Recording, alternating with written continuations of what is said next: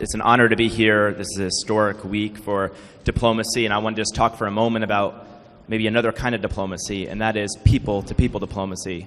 You know, we launched with your help 1 year ago. In that period of time, we've had Americans come from all 50 states in the country, and they've stayed with host here in Cuba. And we estimate now that 20% of all Americans that are staying in Cuba are staying in a home with a Cuba host. What they say is that they come here with 50 years of questions, and they have 3 days to ask them. But I think it's been an amazing experience and an unbelievable story. You know, we just got the word from the White House that a day ago we were going to be allowed to have not just Americans stay with Cuban host, but guests from all over the world. I mentioned this to a Cuban host, and she actually started crying. And she explained to me that this would allow her to finally be able to complete paying the bills for their family and fix up her home. I met with another host last night, and she said, we open our doors, we open our hearts, and what we care most about is not just the money we make, but the friendships we make. And they used to say that they had a lot of misconceptions about Americans, and it's hard to have misconceptions about Americans when you actually host them in your homes. And the same thing's true with Americans, and I think people all over the world. I think there's hundreds of thousands of new friendships that are possible if we can bring people together. That's great.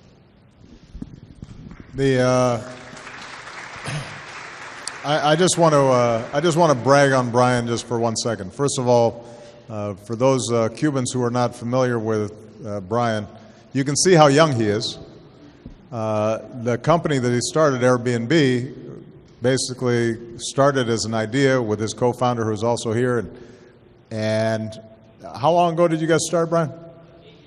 8 years. And what's the valuation now? Don't be shy. How 25 billion with a B? Okay. So, but I use Brian as an example. He's one of our outstanding young entrepreneurs who had an idea and acted on it. And in this global economy, it can take off if it's a good idea and it's well executed. But I also think Brian's a good example of the power of the internet and why having an internet infrastructure is so important. Because essentially, Airbnb is using social media and the internet in order to create a buyer and a seller and a market that is safe for those buyers and sellers that didn't previously exist. I mean, it used to be if an American or a German or anybody wanted to come to Cuba, they could go to a hotel and that was it. Now, suddenly, there are thousands of potential sellers of a great experience here in Cuba, and they themselves become small business people, but it's only possible because somebody in Germany can look up online and see, okay, that's a house, that looks nice, there's a nice picture. There's been a good rating of the host, right? They've found out that when you get there, the room actually looks like the room on the internet. The person who's inviting somebody into their home, they can check, and they've seen that, okay, the person who's using this has a good credit rating, and if they've stayed at Airbnb before, they haven't completely torn up the house. And so it's a tool to build trust and allow this transaction to take place. But it's if you imagine what could be done with broader internet access and service here, Brian, I think, gives you a good example of the potential that could be unleashed. But it requires an infrastructure and an investment in order to make it work. Thank you for sharing your story, Brian. Very, very wealthy people become wealthier, while most people are becoming poorer. In fact, the top 1% of people on this planet now own more wealth than the bottom 99%. That to me is unacceptable, it is unsustainable, it is immoral, and together we have got to change that. And I have been enormously impressed by Pope Francis speaking out and his visionary views. about creating a moral economy, an economy that works for all people, not just the people on top. And what he has said over and over again, we cannot allow the market just to do what the market does. That's not acceptable. We have got to ingrain moral principles into our economy. And there is no area where that is clearer than in the area of climate change. The greed of the fossil fuel industry is literally destroying our planet. The scientists are virtually unanimous. Climate change is real, and it is caused by human activity. It is already causing devastating problems all over this planet.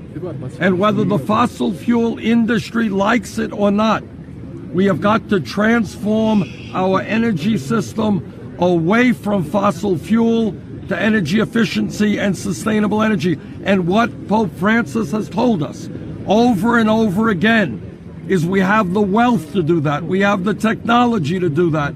We have the know-how to do that.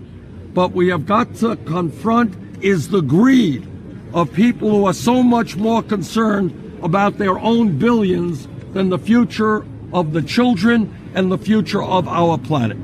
So I am just so excited to be here, so proud to be here with other like-minded people who are trying to do our best to create a moral economy.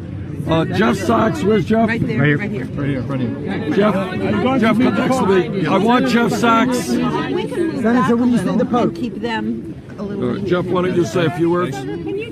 Excuse me. I want to say how thrilled the participants are today at the Pontifical Academy of Social Sciences to greet Senator Sanders and hear his very powerful remarks today. All day we've been discussing the enormous crisis of inequality of income, the injustice of the world economy, because we've been reflecting on Centesimus Annus, on its 25th anniversary, where Pope John Paul II warned us of these things. If greed and power is let out of moral control, we lose. Senator Sanders has been making this point again and again, every part of my country and around the world, and I can tell you, because I've been with the participants, how thrilled the many of the leaders of this church and many of the participants from around the world are to welcome Senator Sanders here. Senator Sanders, did you have a chance? Just a little bit about why this time away from the U.S. campaign trail is worthwhile for you and what you hope to see accomplished here. Because I believe that the Pope has played a historical and incredible role in trying to create a new world economy and a new vision for the people of our planet. And what he is saying is that we cannot continue to go forward when so few have so much, and when greed is such a destructive force, not only in the United States, of course, but throughout this world. So I have long been a supporter of the economic vision of Pope Francis. His views on climate change have played a profound role. Let me tell you, I'm a member of the Senate Committee on the Environment. Pope Francis's encyclical has played a profound role in turning many people's minds around about the urgency of the moment in terms of dealing with climate change. So when I received this invitation, I know it's taking me away from the campaign trail for a day, but when I received this information, it was so moving to me that it was something that I could just simply not refuse to attend. Do you think it'll help you with a Catholic vote in New York, though? Thank you, everybody. Thank you,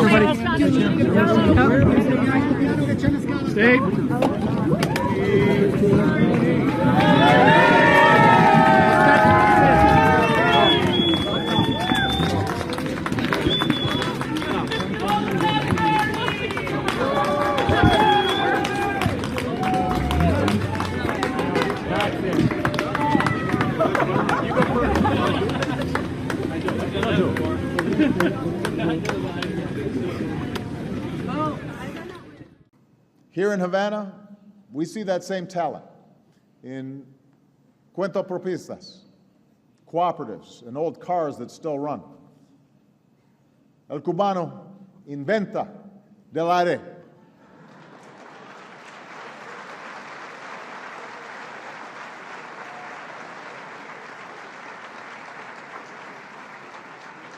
Now, I care deeply about, there are a whole range of progressive causes that I will continue to fight for as long as I have a breath. I believe in a society that, you know, is doing something about climate change in an aggressive way. I believe in a society that, in which every child is able to get a decent education and opportunity. I believe that everybody should have health care in a society this wealthy. It's not a privilege.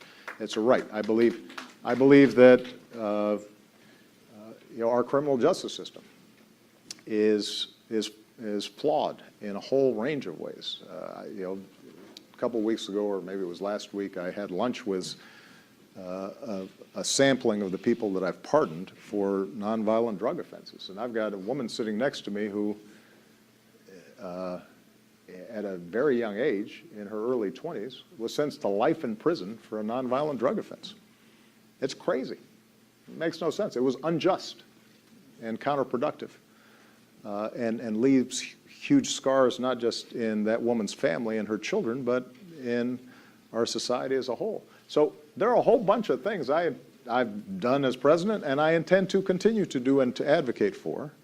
Those are not things, though, that typically a Supreme Court justice is in a position to get done. They don't have taxing power. They don't necessarily have the expertise to be designing programs to get at the things that we care about. And so I do have a modesty in terms of my expectations for what the court should do. But I want the court to do what it should do really well. I want a court that does believe that equality under the law is equality under the law, not just the words, but that it is operationalized, that it's real.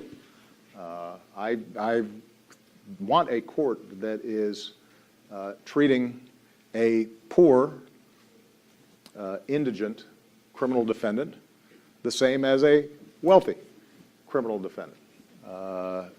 And the justice is blind with respect to, she agrees with me. So modesty in the scope and the nature of what the law is, but doing really well what the court is designed to do. That's what I'm looking for in a justice. Thank you. Mr. President, it's a tremendous honor for the university and the law school. Welcome back. It is good to be back. It is good to be back.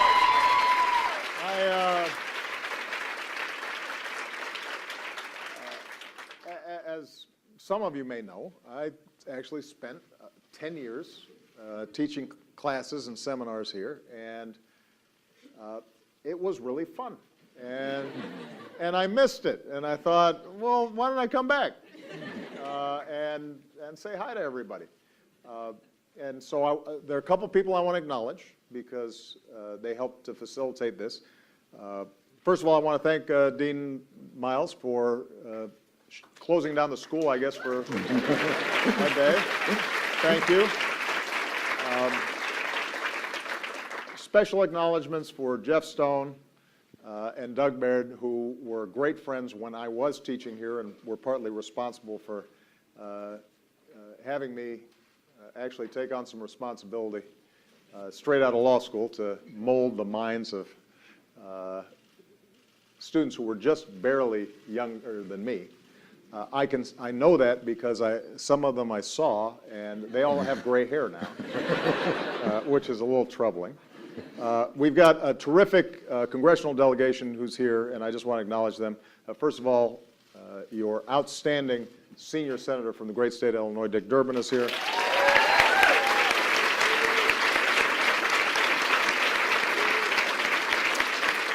And we've got Congressman Bobby Rush, Congressman Danny Davis, Congressman Bill Foster and Congressman Mike Quigley. We also have Lisa Madigan, the Attorney General of Illinois. And my former seatmate in Springfield when we were both in the state Senate together, and is doing a terrific job. And I want to thank David, who I was joking before we came out, is one of the country's foremost constitutional experts and a nice guy. And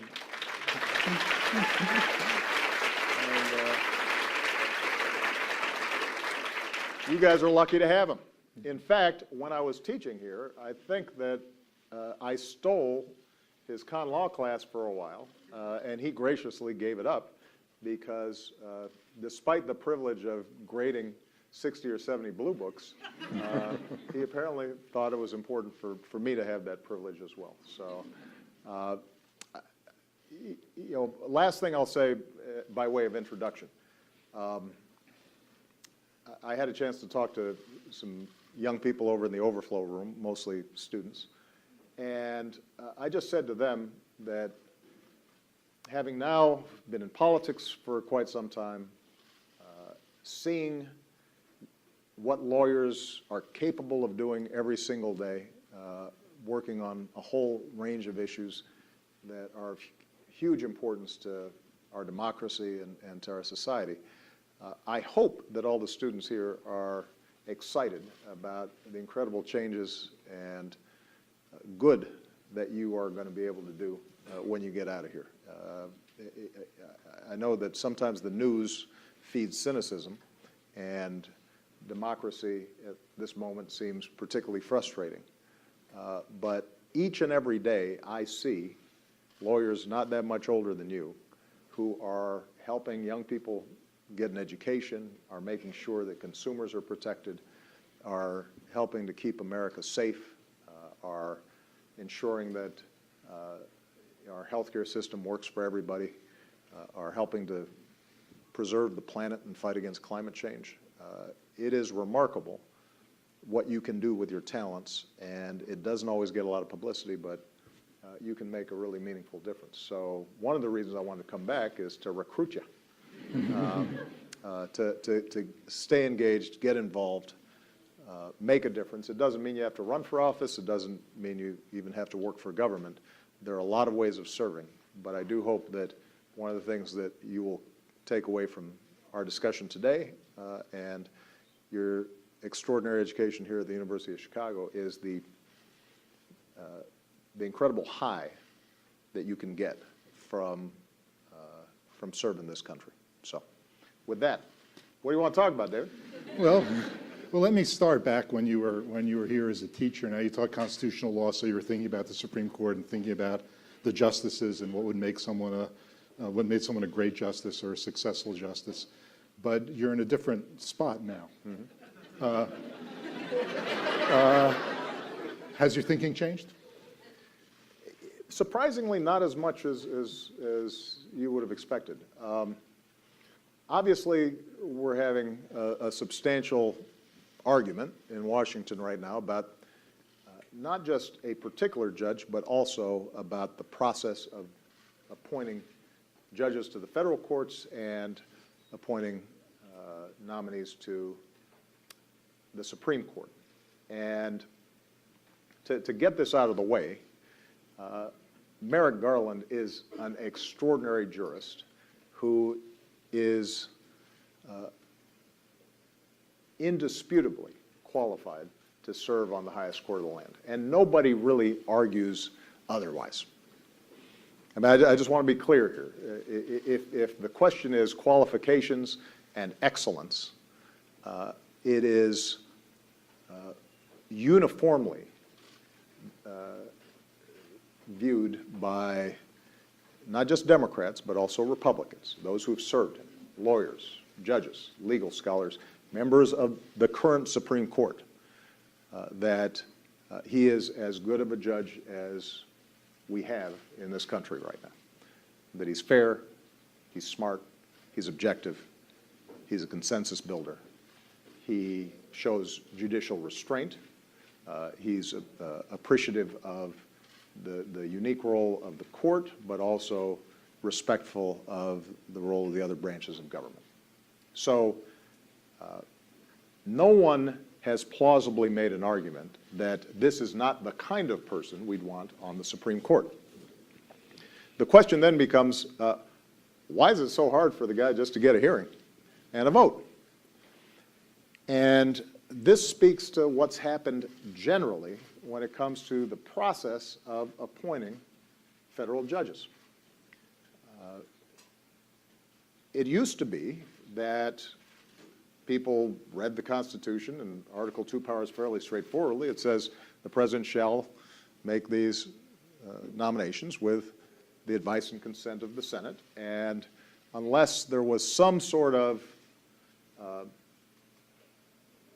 real problem with that judge's character or qualifications, it was fairly routine at every level, both at the district court level, the appellate court level, and the Supreme Court, that the person would be confirmed in short order. There'd be a hearing.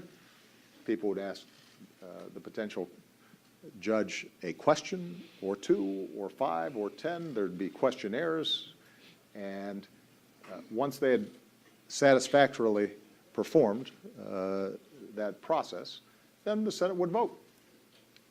And it was presumed, it was understood that just as the president had a constitutional duty to make the appointment, that the Senate had a constitutional duty to at least make a determination as to whether this person should be on the bench.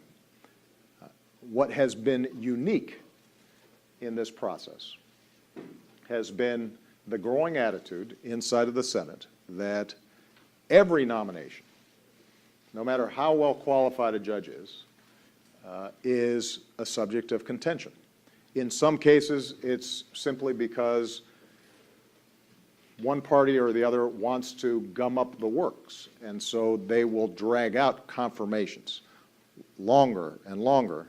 Even if ultimately the judge gets confirmed by voice vote, by unanimous consent in the Senate, they'll drag it out for 2 or 3 months, because if you're bogged down with judges, then it means other business can't be done. So sometimes it's just strategic. In other cases, the view has been that despite all the talk about people wanting objective judges who are just calling balls and strikes and don't bring any views to bear, that there are litmus tests that are applied that prevent a judge from getting a fair vote, even though they're qualified, because they don't meet the particular views of the party that's objecting. And this problem got bad enough in previous administrations, but came to a head under my administration, in which we had a situation where we were starting to see 6 months pass or 9 months pass before a judge could get a hearing. This was when Democrats were in charge of the Senate, but because of the particular rules of the filibuster that previously had been used for just a few things, but now were routinely deployed on everything, we just couldn't get judges through. And you started seeing a crisis in vacancies across districts and circuits everywhere. Finally, the Democrats said, we're ending the ability for Senate members to filibuster when it comes to district court and appellate court justices, but we're going to preserve it for the Supreme Court. We now have a situation, after Judge Scalia's passing, in which it's not just that the Republican majority in the Senate intend to vote against a highly qualified judge. We now have a situation where they're saying, we simply will not consider the nomination itself. We're just going to shut down the process. And as a consequence, we have a 4-4 tie in the Supreme Court, and potentially at least 2 Supreme Court terms in which this vacancy will remain. That is unprecedented.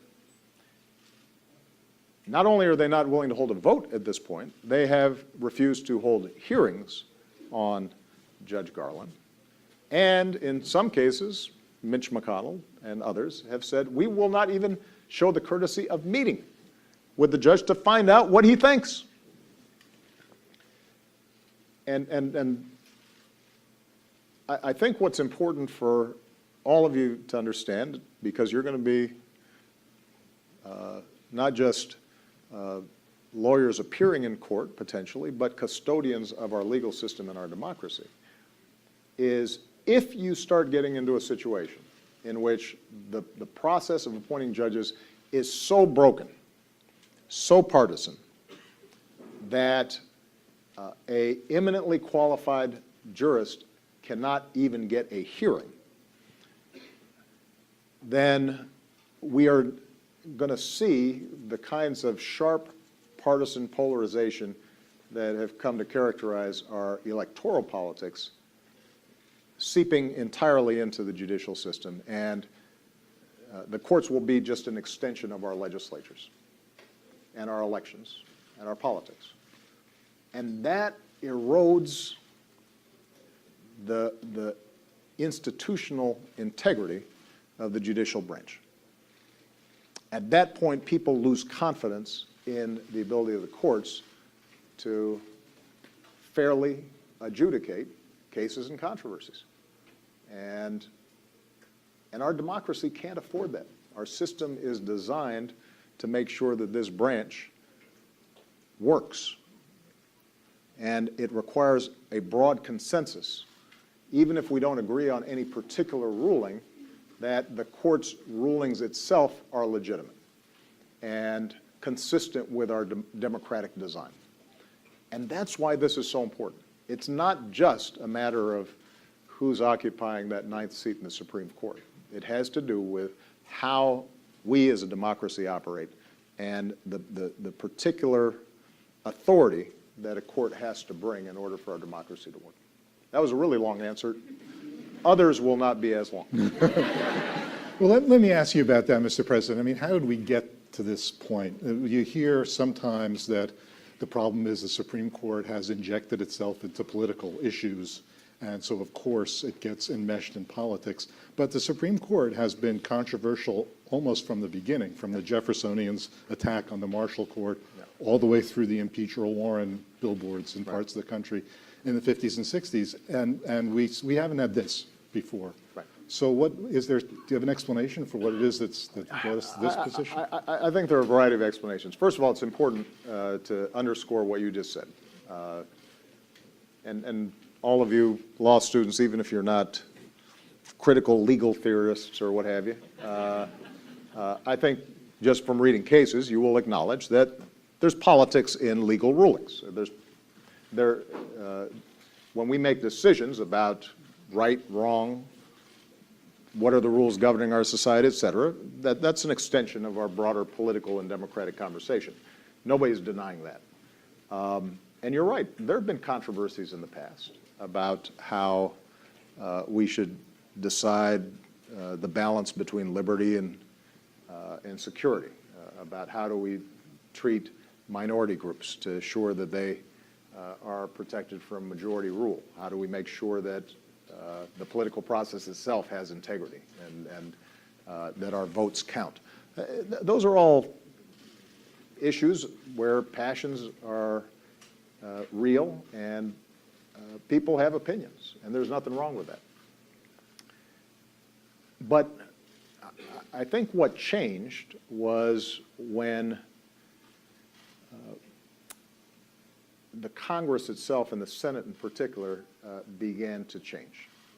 I think in some ways the judicial process is a casualty of some broader trends in our democracy.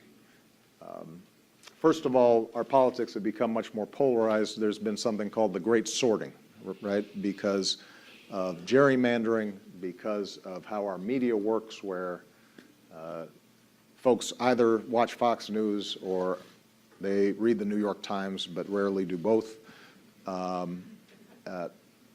Positions get hardened and reinforced.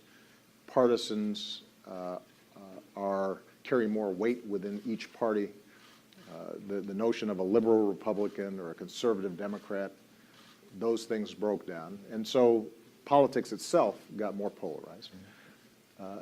That then fed into a culture in Congress in which basic comedy and habits of courtesy and process and institutional respect for people that you didn't agree with, those things began to break down.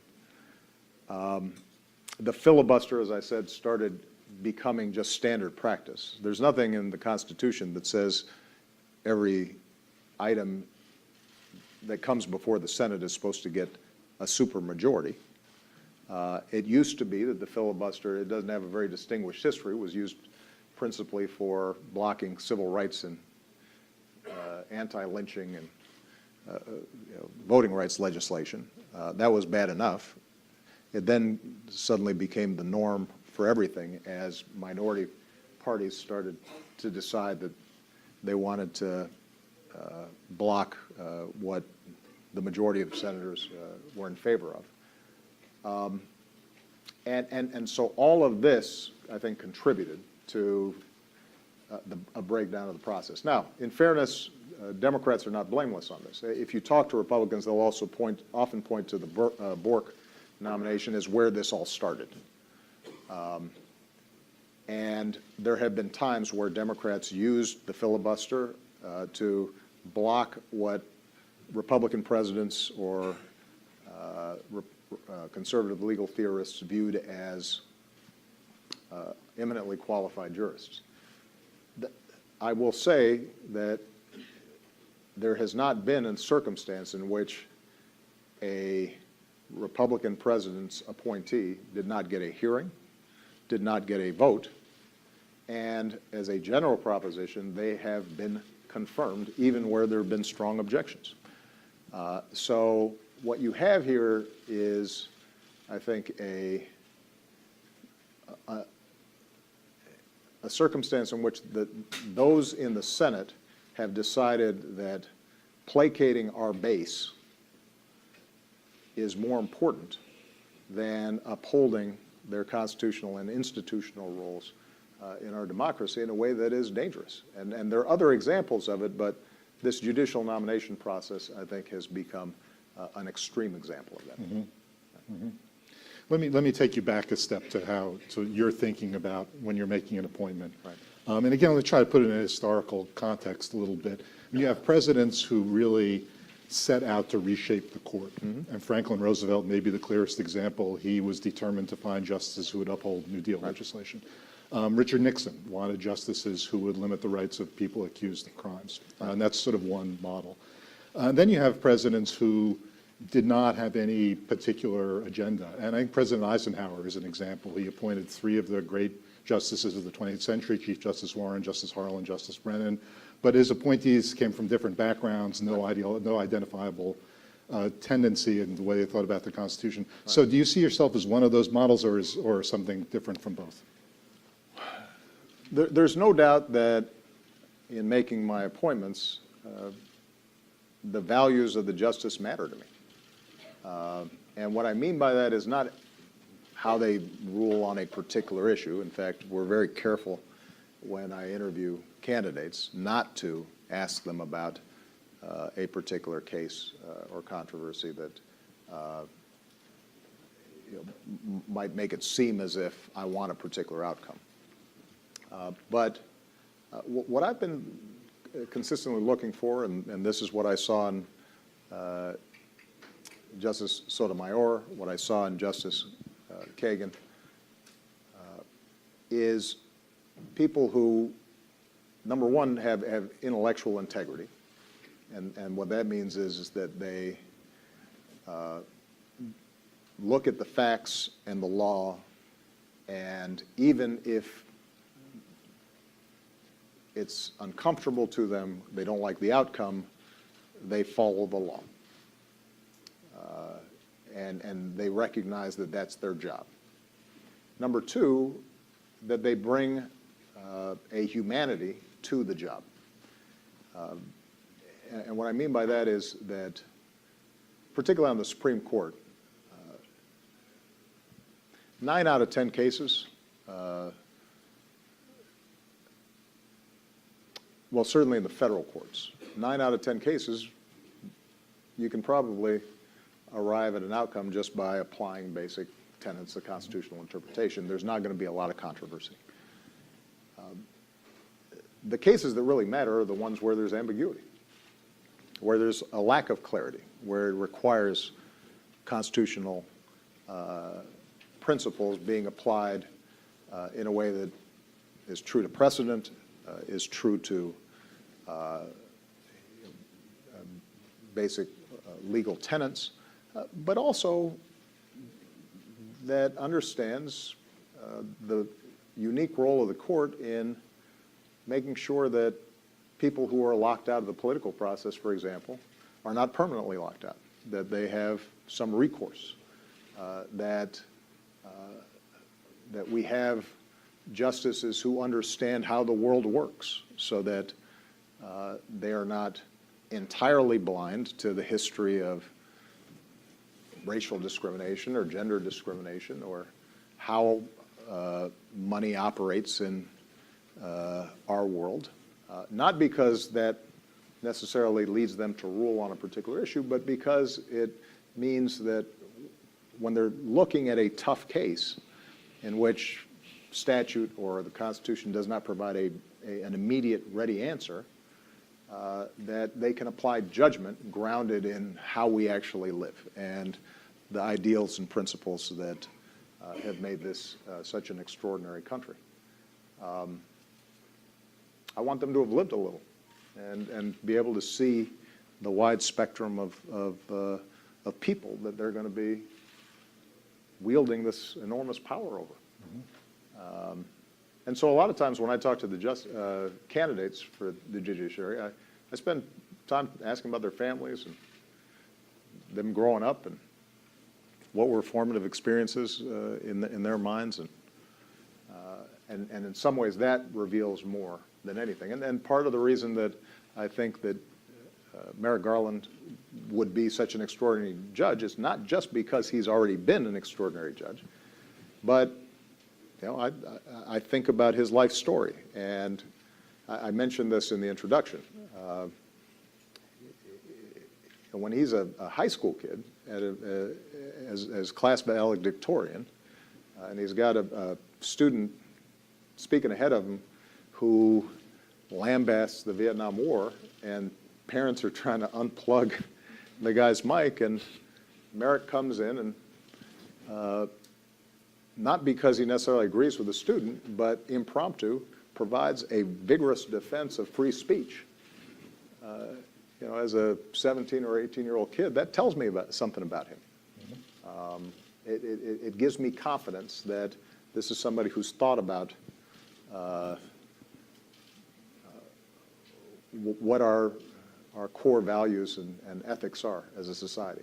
When you hear about the work he did in the Oklahoma City bombing, and he's presiding over the investigation at the Justice Department, and the fact that he was meticulous in how he conducted that investigation and didn't cut corners, even though in the wake of those kinds of those kinds of terrorist attacks, oftentimes it's convenient because people aren't going to call you on it to cut corners. And at the same time, how he kept the program mourning the deceased from the memorial, because he knew that each one of those people who had been killed and each one of those families had been affected in such profound ways. That tells me something about who he is. And that, as much as anything, I think, is going to give me confidence that that's the kind of person where if I'm before a judge, I want to make sure that I got somebody who's wise and who cares about people and is not arbitrary and can provide confidence to the justice system. And I also think part of the reason I thought Merrick was ideal now is precisely because of all the polarization we were talking about earlier. What a good moment for us to have somebody who is respected by both sides, and who Chief Justice Roberts served with on the appellate court and befriended and consistently said, despite being on the opposite ends of a bunch of decisions, said, this is somebody who, if he says you're wrong, you got to think long and hard about it. He embodies and models what it is that we want to see in our jurisprudence. So let me sort of pick up on that. I mean, as you know, some people on the left were disappointed with your choice of Chief Judge Garland. They thought you should have appointed someone who would be more aggressive in moving the court in a certain direction. And I just I guess what I want to say is those of us who knew you back then could have said, you shouldn't be surprised.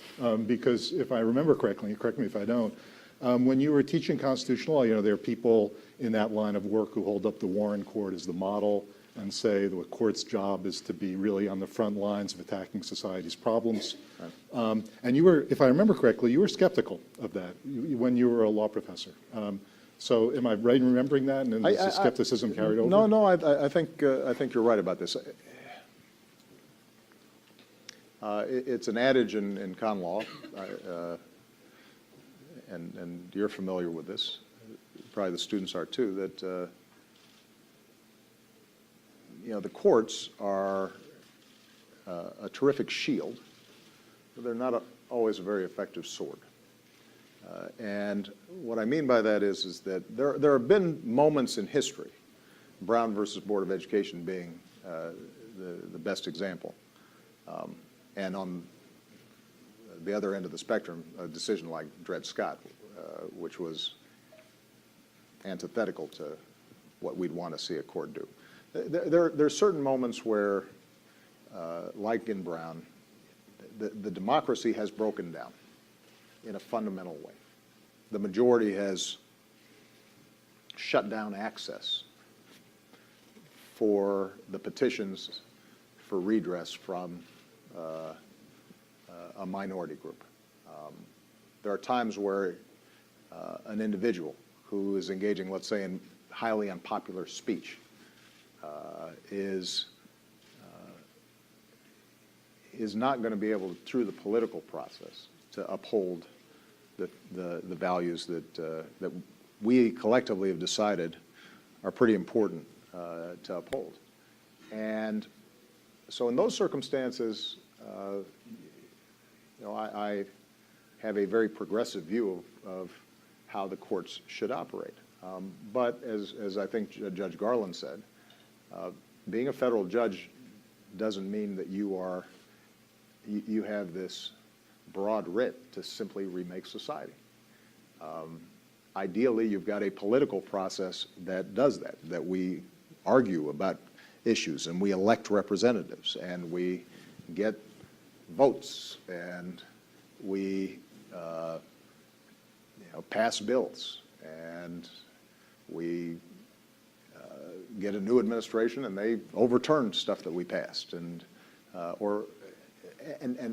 it's rough and it's tumble and it's not always elegant, but that's the constitutional design, and it has the benefit of making sure that separation of powers and decentralization of power in our society keeps this lumbering ship moving in a pretty good direction. And so it's been rare, and this is by design, that the court engages in massive social engineering. Mm-hmm. Now, I care deeply about, there are a whole range of progressive causes that I will continue to fight for as long as I have a breath. I believe in a society that is doing something about climate change in an aggressive way. I believe in a society in which every child is able to get a decent education and opportunity. I believe that everybody should have health care in a society this wealthy. It's not a privilege. It's a right. I believe I believe that our criminal justice system is flawed in a whole range of ways. A couple of weeks ago, or maybe it was last week, I had lunch with a sampling of the people that I've pardoned for nonviolent drug offenses. And I've got a woman sitting next to me who, at a very young age, in her early 20s, was sentenced to life in prison for a nonviolent drug offense. It's crazy. It makes no sense. It was unjust and counterproductive, and leaves huge scars not just in that woman's family and her children, but in our society as a whole. So there are a whole bunch of things I've done as president, and I intend to continue to do and to advocate for. Those are not things, though, that typically a Supreme Court justice is in the position to get done. They don't have taxing power. They don't necessarily have the expertise to be designing programs to get at the things that we care about. And so I do have a modesty in terms of my expectations for what the court should do. But I want the court to do what it should do really well. I want a court that does believe that equality under the law is equality under the law, not just the words, but that it is operationalized, that it's real. I want a court that is treating a poor, indigent criminal defendant the same as a wealthy criminal defendant. And the justice is blind with respect to, she agrees with me. So modesty in the scope and the nature of what the law is, but doing really well what the court is designed to do. That's what I'm looking for in a justice. I think we can open it to questions. Let's open it up to questions. With the, there you go, a little Socratic method here. State the case. No, I'm teasing. This young lady right here in the green. Yes. Do we have a mic? Yeah, let's give him a mic so everybody can hear you. Introduce yourself, by the way. Hi. Hi. So my name is Amelia. Hey, Amelia. I actually had the opportunity to ask you a question when I was 15 years old in New Hampshire. Wow. So I'm really happy to... Are you a student here now? I am. That's very cool.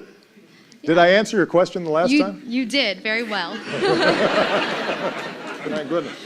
All right. What do you got? So I'm really happy to hear that you said you're going to continue to push for the issues that you care about. Because I, of course, believe that the push for the Supreme Court nomination is incredibly important. Right. I'm just a little concerned that other issues could get left behind. One such issue, for example, is criminal justice reform, specifically the problem of mass incarceration. Right. So I was wondering if you could speak to what more you'll do in your last 10 months to address this issue. Great. It's a great question. We're in this really interesting moment where generally Congress is thoroughly unproductive, not, by the way, because of the members of Congress who are here, but who are all doing great work. But in the aggregate, it's not doing much. One exception has been this growing interest, this movement in criminal justice reform. And it's bipartisan. And it's sincere on the part of all sides on this. And it's an interesting convergence. You have fiscal conservatives who've been seeing how expensive it is to incarcerate people year after year after year, and how it's breaking the bank, particularly at the state level, where if you track spending on public education and spending on incarceration over the last 20, 25, 30 years, there's almost a direct line between more people in jail and less support for public universities, for example. So there's a fiscal concern. You've got a libertarian strand of conservatives who really believe, why is it the government's business if somebody's smoking pot, let's say, and why would we want to jail them for 20 years? You've got a very sincere evangelical movement that oftentimes is involved in reentry programs or prison ministries, and so have embraced the idea of a second chance. And so you combine that with law enforcement that I think has begun to recognize that a lot of how we have prosecuted the war on drugs has been unproductive, and that recidivism is inevitable if people are getting no skills, they're incarcerated for decades, and then we're just releasing them with no possible support. And then the long-standing progressive view that a lot of our criminal justice system has been tainted by racial discrimination and class bias. Yeah, all those things are converging, and so now we've got some really interesting coalitions. You got the ACLU and the Koch brothers agreeing on this, which does not happen often.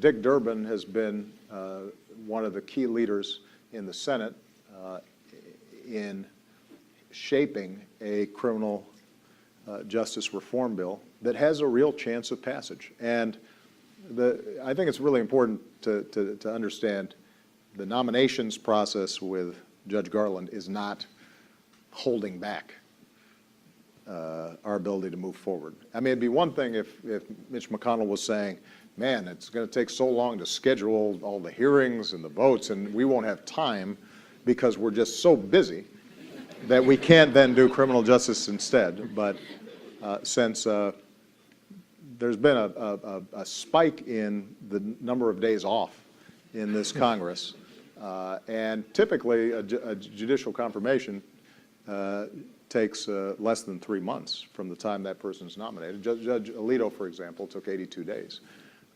This is something that shouldn't prevent us from getting done the criminal justice issues. I think what's been tougher is just managing the traditional politics around being soft on crime versus being tough on crime. And right now, because crime rates, sadly, except for in certain neighborhoods in Chicago and a few other cities, have been going down in ways that are remarkable and nobody can fully explain. There's less profit in saying I'm going to be tough on crime. But there's always a hesitance on the part of legislators because very rarely is a politician punished for having been too tough on crime and sentencing. But occasionally, a la Willie Horton, they feel that a vote that can be perceived as lenient might come back to bite them. The good news is, so far at least, people have stuck with it. And I'm modestly optimistic that we can get something done this year. It won't solve the problem of mass incarceration, because that was a process that took 20, 30 years to get to where we are now, where we account for 5% of the world's population and 25% of the world's prisoners. So it's going to take some time to reverse, but the legislation that's pending right now provides meaningful reductions in the standards for sentencing around nonviolent drug crimes. It does some very important work in terms of reentry, diversion programs. It breaks this psychology that we just have to lock people up in order to keep ourselves safe. One last element to this that has been interesting is the opioids crisis that some of you may have read about. Right now, painkillers, overdoses of people taking painkillers kills more people than traffic accidents. I mean, it's this remarkable statistic.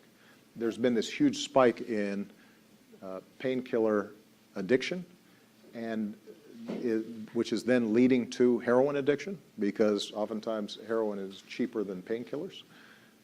And 4 out of 5 people who get addicted to heroin start their addiction with Oxycontin or some other painkiller addiction. And unlike crack, it's not just affecting inner city African American or Latino communities. It's widespread, it's pervasive, it's seeping into rural areas, and it's a tragic issue that we are really spending a lot of time focused on. But what's interesting is that the politics of this changes a little bit, where when elected officials see kids who are like their kids getting hooked and going through these terrible things, there's been a greater predisposition to think of this as a public health issue rather than a criminal justice and incarceration issue. And you know, that's, I'm just being blunt. That's the truth, but it actually has had an impact in terms of an openness, I think, to re-examining some of our drug laws. Good question. I'm sure your question 8 years ago was really good too. All right, I'm going to go boy, girl, just to make sure this is fair. We monitor these things. Yes, gentleman right here, in the tie. You, yeah, you look sharp. Do you wear a tie every day to class, or? It's good, man. I'm Jimmy. I'm also a 1L. I've never asked you a question before, so okay. This might not go very well, but I've written it down, so hopefully I can read. Mr. President, we are currently in the midst of a polarizing political election cycle dividing both major parties along populist and establishment fault lines. Do you anticipate this divergence within the Democratic Party widening to the extent we saw with the Tea Party's emergence within the ranks of the Republican Party? And if not, what do you worry about for the future of the Democratic Party? Short answer is no. I don't. The cleavages inside the Democratic Party are not comparable to what we're seeing in the Republican Party right now. The argument inside the Democratic Party is a little bit more about means, less about ends. If you look at our two Democratic candidates, they believe that everybody should get health care. They believe that every child should get a good education. They believe that climate change is real and that we should do something about it. They believe in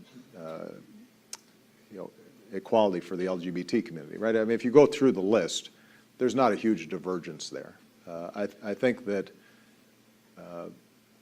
in the Democratic Party, there is a populist impulse that grows out of what I also think has happened for folks who are voting in the Republican primary, this frustration in the wake of the financial crisis and the bottom falling out for people who lost their jobs or lost their homes or lost their pensions, that the world's moving fast, the ground's not firm under their feet. And even before that crisis, wages and incomes were not going up at the same pace as productivity, corporate profits, and so forth. And so there's a sense the game is rigged, and we have to more fundamentally change that game, that system, whether it's Wall Street or how Washington operates or what have you. Some of that impulse is healthy. I mean, I think, you want people to be asking hard questions about injustice economically and the way that insiders in the political process may not fully represent the interests of everyone. The danger, whether for Democrats or Republicans, is in a closed-loop system where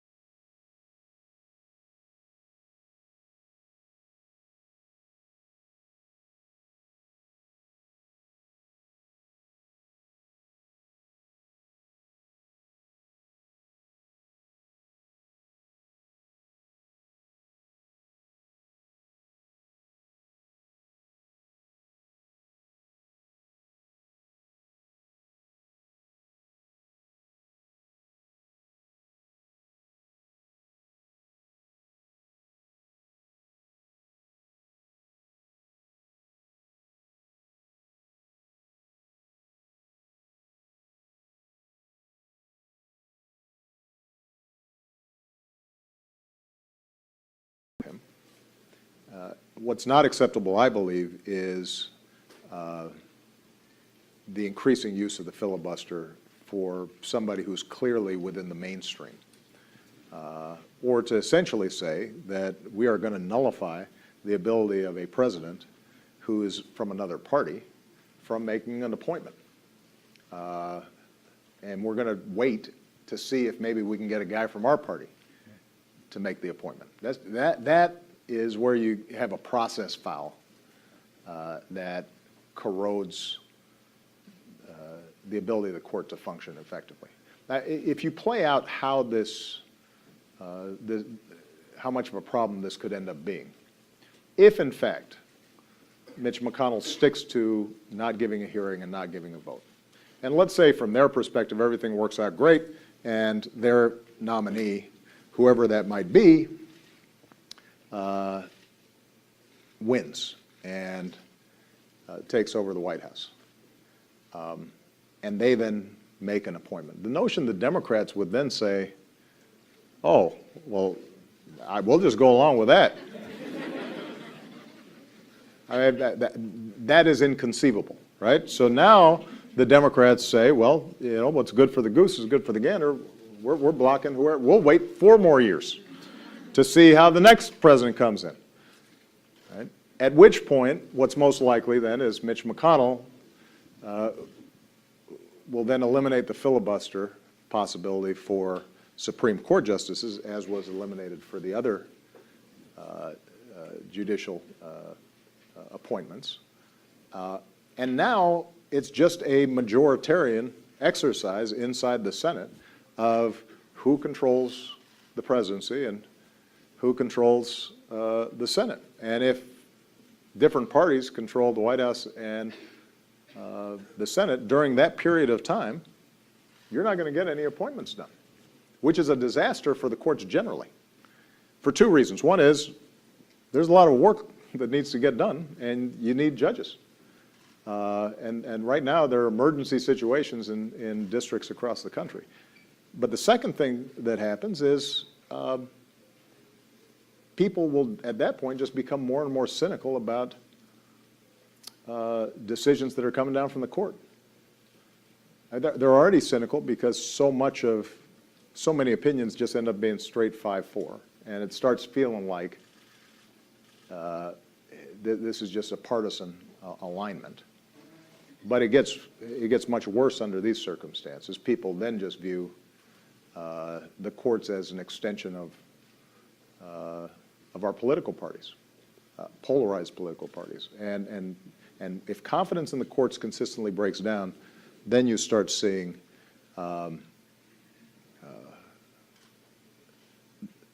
our attitudes about democracy generally starting to break down and legitimacy breaking down in ways that are very dangerous.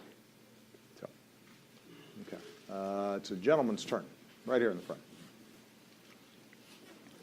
I am impressed, by the way, you guys did all get dressed up. Was there a memo sent out? Did the dean say, all right, you guys, we want you to all, because y'all aren't going to class like this. No, they are not. I know, I remember. Hello, Mr. President. Thank you very much for being here with us today. My name is Kyle Panton. I'm a 2L here at the law school. My question for you is, what sorts of constitutional questions were at the forefront of your mind when deciding who your nominee should be? And what sorts of constitutional questions do you think Americans should be asking themselves when assessing your selection and thinking about the 2016 presidential election? Well, I will tell you, as I said before, I'm very careful not to delve too specifically into candidates' position on live issues. I mean, you're a well-informed 2L. You know the issues that people debate. You know, there's a standard set of social issues that have been roiling society and the courts for a long time, whether it's LGBT rights or abortion or civil rights. What's interesting is there are a set of new issues that are going to be coming up that for your generation I think are going to be increasingly salient. One great example is this whole debate around encryption. which I think is just the tip of the iceberg of what we're going to have to figure out. In a society in which so much of your life is digitized, people have a whole new set of privacy expectations that are understandable. They also expect, though, that since their lives are all digitized, that the digital world is safe, which creates a contradictory demand on government. Protect me from hackers, protect me from terrorists, protect me from et cetera, et cetera, et cetera. But I don't want you to know any of your business, and I don't even want you to have the ability to investigate some of that business when it happens because of its broader implications, and we're worried about Big Brother. And so there's going to be a whole series of issues around that I think will be coming up. I think there are a range of economic issues that date back very far to the earliest days of the court and were prominent during the Great Depression and FDR's era that have gone into abeyance. People don't pay attention to them as much in terms of monopoly concentration or antitrust issues, et cetera. But I think in this current environment are going to be becoming more prominent over time. Right? So, and then political participation issues and voting issues, I think, and money and politics issues. That's a whole series of issues that I do believe are an important role for the court to play. Because if we're not effectively setting the rules of the political process, if that is delegitimized, then whatever outcomes are generated are subject to just endless contention. And this is separate from the judiciary. This is your president editorializing. We really are the only advanced democracy on earth that systematically and purposely makes it really hard for people to vote. And we sort of take it for granted. I mean, we sort of just assume, well, yeah, that's, I guess, how it is. There's no other country on earth that does that. And there's a legacy to that. I mean, that grows directly out of a history in which first propertied men, then white men, then white folks didn't want women, minorities, to participate in the political process and be able to empower themselves in that fashion. Now that's the history. We should be a society in which at this point we said, yeah, that history wasn't so good. That's not who we are. And there was a civil war fought about all this stuff, and we passed a whole series of laws like the Voting Rights Act. And at this point, we should be at the point where we say, you know what, we want everybody to vote. Because that's the essence of our democracy. And but we have not just federal laws, but state laws that unabashedly discourage people from voting, which is why we have some of the lowest voting rates of any advanced democracy in the world. And that's a problem. That's not something that I'm saying that to Congress, as well as to the presidency, as well as to governors, as well as state legislators, as well as to the courts. That can't be right. There's no justification for that. You can't defend it. And I've always said, and this goes back to the young man's question earlier about political polarization.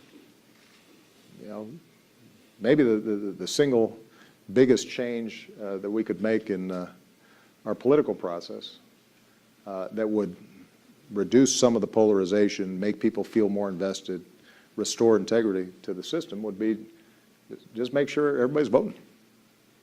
Australia's got mandatory voting.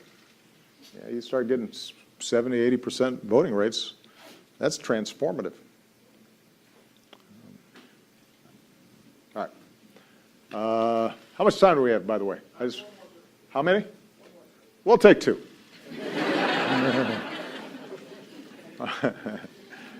Young lady in the green right there in the sweater. Yeah, that's you. Yeah, you didn't remember what you were wearing today, did you? Hardly. Oh, okay. No, that's all right. So I think we can agree that in our nation we celebrate diversity of ethnicities, of races, of backgrounds. And I'm just wondering, oh, of course, at UChicago, diversity of ideas. I'm just wondering what diverse characteristics Judge Garland would bring to the Supreme Court.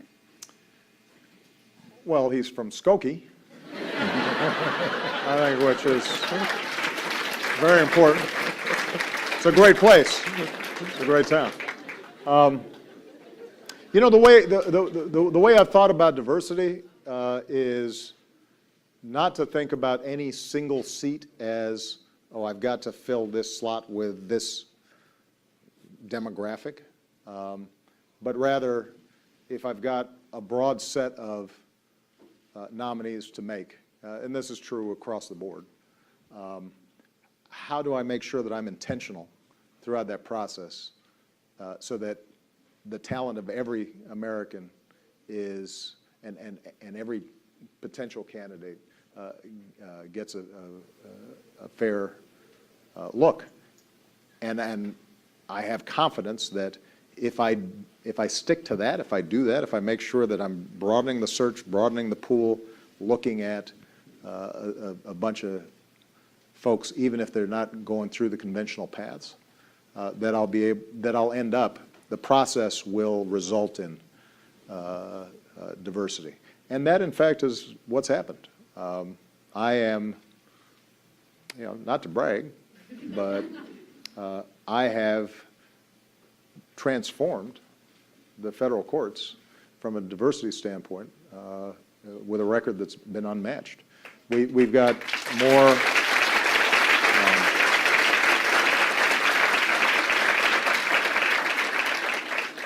We got more African Americans on the circuit courts than we ever had before. I've appointed more African American women to the federal courts than any other president before. I've appointed more Latinos than any president before. I've appointed more Native Americans, more Asian Americans, more LGBT judges than ever before. But at no point did I say, oh, you know what, you know, I need a black lesbian, you know, from Skokie in that slot. Can you find me one? You know, I mean, that's just not how I've approached it. It turns out that if the process is fair and you are saying that it's important that our courts are reflective of a changing society, you'll end up with a really good cross-section of people who are excellent. And that's who we've been able to appoint. And so when I look at Merrick Garland, that was the person that, you know, the difference between the Supreme Court is just a handful of seats come up at any given time now. I appointed a Latino woman and another woman right before that. So, you know, yeah, he's a white guy, but he's a really outstanding jurist. Sorry. You know, you know, it's, I think that's important. But this speaks to the broader debate about diversity that I think is important and obviously churns up in college campuses a lot. The question is, have you set up a process and are you intentional about giving everybody a shot? And are you thinking about roadblocks to why we're not seeing a more diverse population? And when you start asking those questions in whatever institution, I mean, I just met with the chairman of the Joint Chiefs of Staff and the combatant commanders, so sort of our key military leaders. And the U.S. military, interestingly, has probably done as good of a job as any institution in our society when it comes to integration and bringing diverse people in. But as you go up the ranks, you start seeing that it becomes less and less reflective of the broader population and the troops, the men and women in uniform who are coming in. And so we've had a really interesting conversation about what's happening. How much of this is that the young African American or Latino officer or woman officer isn't mentored by the person right above them and steered into particular assignments that are less likely to achieve a promotion? And what can we do about a different set of financial burdens that may exist? And if a lot of those folks are going into as enlisted men and women because that's the opportunity that was presented to them and nobody told them they could apply to West Point, what are we doing to find outstanding enlisteds and saying, you'd make a good officer and we're going to groom you? And all of that does, that's not as satisfying as when it comes to publicity, is just checking a box and saying, look, I appointed this person or that person in any particular slot.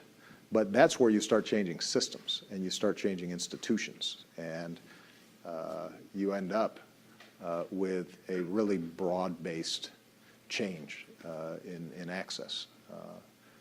And that's something that I really care deeply about, because just as is true in the military, it's true generally. Look, our society is changing. You cannot have a successful America if we are leaving out big chunks of the population from opportunity and leadership. It just doesn't work. It's the same argument I make internationally in countries that are still repressing women. So your society cannot work. It doesn't work. If more than half of your population is constrained, if the half of that population that is most likely to be raising your children and teaching the next generation is not getting opportunity, your society will fail over the long term. And that's just true generally. So, all right, one last question. Excuse me, you were not called on, and you are a journalist, and I'm calling on students. So thank you very much. This wasn't a press conference. So let's just see. It's a gentleman's turn. This gentleman right there.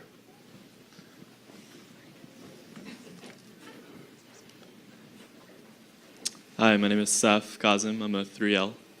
And if you don't mind, I'm going to read my question. Yeah, it's okay. This is what I was saying about it. You guys and your phones. Yeah. By the way, are you now? I'm assuming you can't carry your phones into court, can you? I think it depends. Okay. I'm just saying, you guys might want to practice. Yeah. I'll work on it. Go on. I'll try to work on that.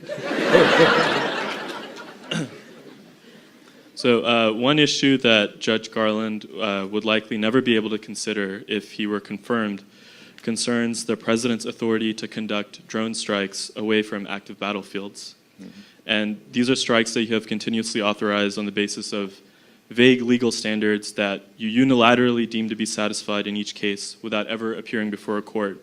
And in the process, killing hundreds of innocent civilians as well as, in some cases, American citizens. So my question is, How are these killings morally and legally justified? And what kind of message does this drone program send about America's values to the world, the American people, and to law students like myself who refuse to put our trust in an opaque process? Okay, I think that's a great question. Although I will say that I will dispute some of the underlying premises that you asserted as facts, but I think it's an important topic, and it's a fair one. When I came into office, we were still in the midst of two wars, in Iraq and Afghanistan. And in the border regions between Afghanistan and Pakistan, Al-Qaeda was still highly active. And drone technologies began to develop in parallel with, had developed prior to my presidency, but started to really accelerate in terms of the technology and the precision with which strikes could be taken. And the challenge for me as Commander-in-Chief has consistently been, how do you think about this new technology in a way that is consistent with morality, ideals, laws of war, but is also consistent with my first priority as President and Commander-in-Chief, which is to keep all of you safe, including you. And so I think it's fair to say that in the first couple of years of my presidency, the architecture, legal architecture, administrative architecture, command structures around how these were utilized was underdeveloped relative to how fast the technology was moving. So another way of saying this is our military or our intelligence teams started seeing this as really effective, and they started just going because the goal was, let's get Al-Qaeda, let's get these leaders, there's a training camp here, there's a high-value target there, let's move. And it was, the decision-making was not ad hoc, but it was embedded in decisions that are made all the time about, you know, a commander leading a military operation or an intelligence team trying to take out a terrorist. And there wasn't enough of an overarching structure. Right? So you may recall, but if not, I'm sure we can send it to you. I gave a speech at the National Defense University in which I said that we have to create an architecture for this because the potential for abuse, given the remoteness of these weapons and their lethality, we've got to come up with a structure that governs how we're approaching it. And that's what we've done. So I put forward what's called it's a presidential directive. It's basically a set of administrative guidelines whereby these weapons are being used. Now, we actually did put forward a non-classified version of what those directives look like. And it says that you can't use these weapons unless you have near certainty that there will not be civilian casualties, that you have near certainty that the targets you are hitting are, in fact, terrorist organizations that are intending to do imminent harm to the United States. And you've got all the agencies who are involved in that process, they have to get together and approve that. And it goes to the highest, most senior levels of our government in order for us to make those decisions. And what I've also said is that we need to start creating a process whereby whereby public accountability is introduced so that you or citizens or members of Congress outside of the Intelligence Committee can look at the facts and see whether or not we're abiding by what we say are these norms. And we're actually, there's a lot of legal aspects to this, because part of the problem here is that this drone program initially came through the intelligence side under classified programs as opposed to the military. Part of what I've also said is I don't want our intelligence agencies being a paramilitary organization. That's not their function. As much as possible, this should be done through our Defense Department so that we can report, here's what we did, here's why we did it, here's our assessment of what happened. And so slowly we are pushing it in that direction. My hope is that by the time I leave office, there is not only an internal structure in place that governs these standards that we've set, but there's also a institutionalized process whereby the actions that the U.S. government takes through drone technology are consistently reported on an annualized basis, so that people can look. And the reason this is really important to me, and this was implied in your question, is there is a lot of misinformation about this. There is no doubt, and I said this in an interview, I think recently, there's no doubt that some innocent people have been killed by drone strikes. It is not true that it has been this sort of willy-nilly, let's bomb a village. That is not how folks have operated. And what I can say with great certainty is that the rate of civilian casualties in any drone operation are far lower than the rate of civilian casualties that occur in conventional war. So the irony, let's take an example like the bin Laden raid.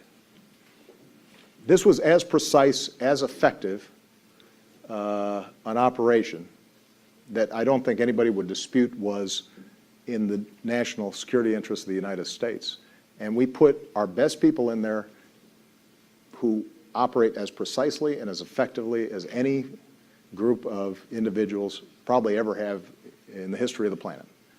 And they executed their mission flawlessly.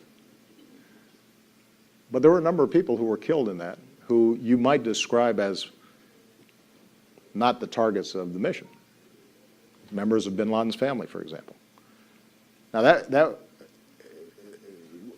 that would be counted as a civilian casualty under the standards that from which you drew your information. And if you calculated it as a percentage, there was actually a pretty high civilian casualty rate for this extraordinarily precise mission. Now imagine during the height of the Iraq War, or when we were still actively fighting in Afghanistan, the number of civilians who were killed in normal military operations. We talk about the number of U.S. troops that were killed in Iraq. The number of Iraqi that were killed, primarily by AQI and those we were fighting, but also by U.S. military that was trying to be as careful as possible in chaotic situations like Fallujah or Ramadi, were in the tens of thousands. So part of my job as president is to figure out how I can keep America safe, doing the least damage possible in really tough, bad situations. And I don't have the luxury of just not doing anything and then being able to stand back and feel as if my conscience is completely clear. I have to make decisions because there are folks out there who are genuinely trying to kill us and would be happy to blow up this entire room without any compunction, and are actively trying to find ways to do it. And I wish I could just send an Iron Man. Or, no, I don't mean that as a joke. I just mean I wish that the tragedy of war, conflict, terrorism, et cetera, did not end up creating circumstances where we, wielding kinetic power, don't end up hurting anybody who shouldn't have been hurt. But what I try to do is to set up the system as best as I can. And I think it is very important for those who are critics of the U.S. government, and this includes folks on the outside, to examine the incredible progress that we've made over the course of a couple of decades, because this conversation didn't even exist. It did not even cross the minds of people in the White House as recently as 30 or 40 years ago. I mean, it wasn't even a factor. And we anguish over this in a very serious way. But what I do think is a legitimate concern is that the transparency issues. I think that the way that this got built up through our intelligence and what's called our Title 50 programs meant that it wasn't subject to the same amount of democratic debate as when we are conducting what are called Title 10 Department of Defense conventional operations. And that's done a disservice not only to the public being able to examine where we made mistakes and create corrective action, it's actually also done disservice to the incredibly dedicated men and women in intelligence and in operations who perform these operations, who are subject to accusations that somehow they're irresponsible and bloodless and going around blowing up children, which is not the case. And our popular media, I think, has been able to just project a whole bunch of scenarios that are generally not accurate. I guess I should stop there. But thank you for the question. It was a legitimate one. I'll end where I started, just based on the quality of the questions and your very sharp appearances. You guys have an enormous amount to contribute. Don't let the day-to-day noise and news and frustrations with our democracy discourage you from being involved.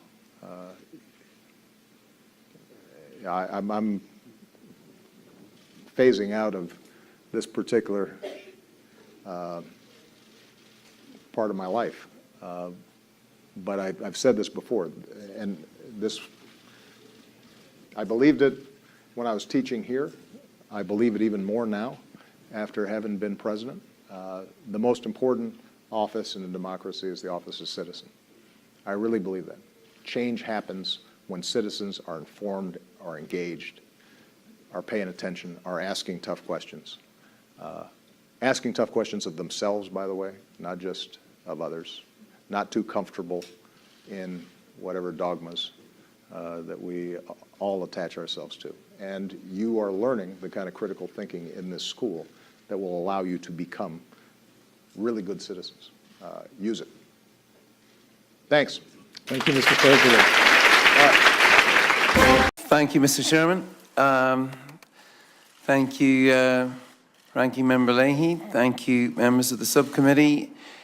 My name is Bono. I'm the co-founder of the One Campaign, and I'm just going to jump right into it because I've been told not to filibuster.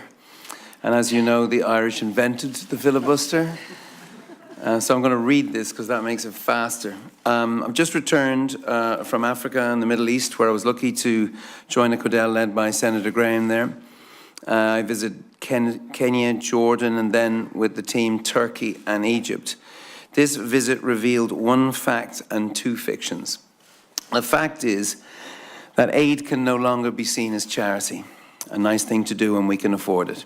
If there's one thing I would like you to take away from this testimony, it is that aid in 2016 is not charity, it is national security.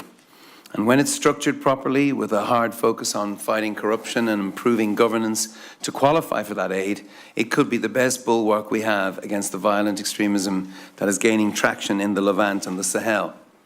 The two fictions the expedition revealed to me were, number one, that this refugee problem is temporary. The typical crisis that creates refugees lasts 25 years. On our trip, Senator Graham and I heard the term permanent temporary solution thrown around, but without the irony that phrase requires. The second fiction is that it's simply a Middle Eastern problem.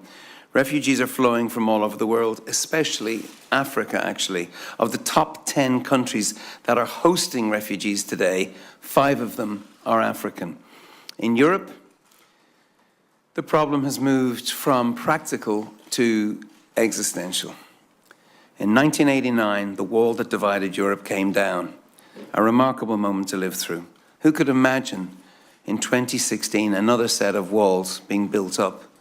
This time made of mesh and razor wire, but walls nevertheless. Members of the subcommittee, let me soberly suggest to you that the integration of Europe, the very idea of European unity, is at risk here. Europe is America's most important ally since the Second World War.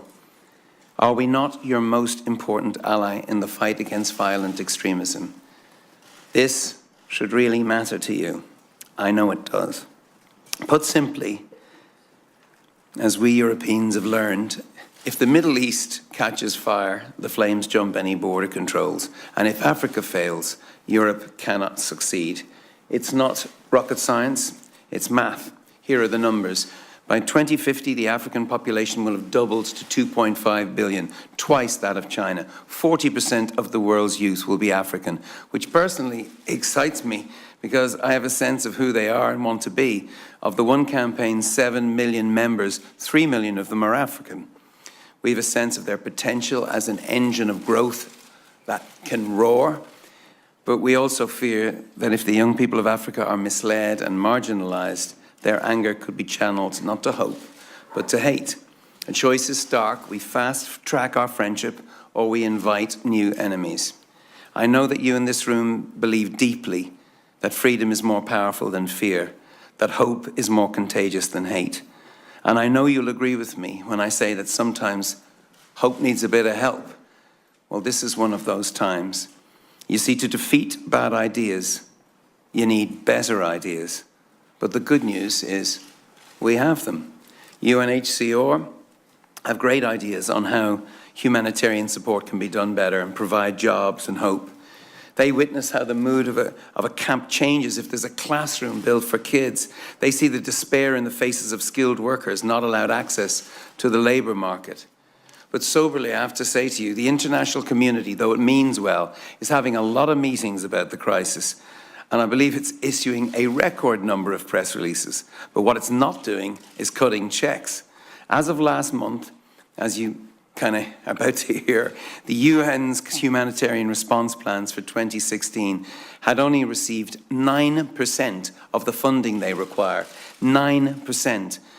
And grants are handed out annually, which is kind of on a hand-to-mouth basis with no predictability, which makes it impossible for these agencies to plan, which is madness. It's absolute madness. Another idea that I heard that might be of serious interest to this committee is to prioritize the support of the countries along the Sahel and the Levant who are not yet in crisis. Now, I know this sounds counterintuitive, but the people I met, especially the military, told us it is critical that these countries not only survive, but that they thrive. Imagine if the chaos that ripped through Syria were to engulf Egypt, or God forbid, Nigeria. These are gigantic countries. This is not melodrama. We now know that people, when running from war, will risk the most treacherous journeys. Doctors, teachers tying their children to their chests as they tie themselves to floating corks and tin cans on the Mediterranean Sea, all for the promise of a better life. When you think of an exodus on that big a scale, you realize that we better have some big ideas to meet the challenge. And we do, and I'm really encouraged to sit here and hear them come from a bipartisan committee. These countries need aid, but it's not just aid. Commerce is urgent here. New trade agreements are critical. Concessional loans from the World Bank are essential. Dr. Jim Kim and the World Bank are really being innovative here. So is Gail Smith, who runs USAID. You should be proud of these people.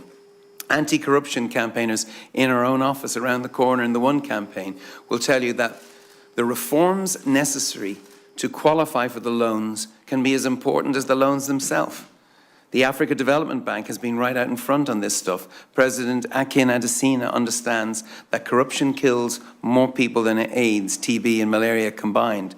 So tackling corruption has to be part of this package.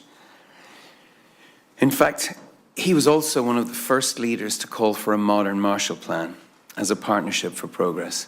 So what might that mean? Well, the Marshall Plan, as America knows, was the first time the world witnessed development as security on a grand scale. The Marshall Plan was an idea big enough to meet the moment in history. It was an idea as big as the sacrifice Americans made in the fight for freedom, an idea that showed America could not only win the war, but the peace, as Lindsey Graham keeps reminding us. An idea big enough to change the world. An idea like the idea of America itself. You see, the peaceful Europe that I gratefully grew up in, the one that is so under threat right now, was born of the Marshall Plan. History's greatest example of national generosity as national security, which is what I'm talking about today. And I'm not alone. Trade and development as security. That's what Jim Jones is talking about today, and he's not alone. Senator Graham, not alone when he spoke to the Washington Post yesterday. It's the same thing. Finance Minister of Germany, Mr. Schäuble, not known for his wild pronouncements, has invoked this. King Abdullah of Jordan, the same. Actually, King Abdullah is worth thinking about, because he's a leader who's also a military man. It's not coincidence that he's a military man, because I think, I'm sure, military leaders, at least the great ones, know the cost of failure will ultimately be borne by them, by the men and women they lead into battle and have to face as they come home. This is a new century. These are new threats. This is politically very hard. I hope I understand the challenges. I hope I understand the pressures you face as leaders. But in truth, I probably don't. But I'll tell you what I do understand. I understand that America is not ready to give up on its greatness. And I'm not either. That's what got America to the moon. That's the spirit that brought mankind back to Earth when you signed up to fight the largest health disaster in the history of the world, HIV/AIDS. There were members on this subcommittee who refused to accept that AIDS was a problem that couldn't be solved. And since 2002, we now have nearly 9 million people who owe their lives to the US taxpayer. If you're a US taxpayer, you're an AIDS activist. Think about that. I'm here today to testify to the United States Senate that I have seen the impossible made possible right here in these halls. And we need that leadership again in this moment of great jeopardy. It is who you are. It is your essence and your calling. And when you serve history, you serve the people of America. And when you write history, we all live it. Thank you very much.